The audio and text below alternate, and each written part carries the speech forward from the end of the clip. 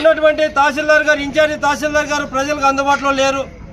ఎప్పుడు ప్రజలు అడిగినా కూడా లోపలికి వచ్చి అక్కడ చెప్పే సమాధానం ఏమంటే వాళ్ళు ఆర్టీఓ ఆఫీసులో ఉన్నారు, వాళ్ళు బయట ఉన్నారు, వాళ్ళు రీసర్వేలో ఉన్నారు. ఇలాంటి సమాధానాలు చెప్తూ ఈ ప్రజలను మొప్ప పెడుతూ చాలా ఇబ్బంది గురి చేస్తున్నారు ఈ తహసీల్దార్ గారు. మేము ఒకటి అడుగుతున్నాం, భారతీయ జనతా పార్టీగా అయ్యా తహసీల్దార్ గారు, అమ్మ మేడం, మేము మీకు ఒకటి అడుగుతూ ఉన్నాం. ఈ మండలంలో అనేక సమస్యలు ఉన్నాయి. పేద ప్రజలు భూములు అమ్ముకునే పరిస్థితి వస్తూ ఉంది. కరువు కాటకాలతో ఇబ్బంది పడుతూ ఉన్నారు.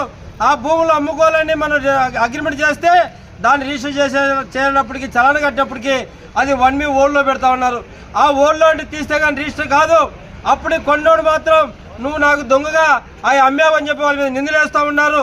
ఇక్కడ చూస్తామా ఓల్డ్లో తీసేకి లేదు, తీయకపోతే రిజిస్టర్ కాదు. ఇక్కడ మీరు ఒక వ్యాపారం పెట్టుకున్నారని చెప్పి మేము అడుగుతా ఉన్నాం. మరి వాళ్ళ భూములు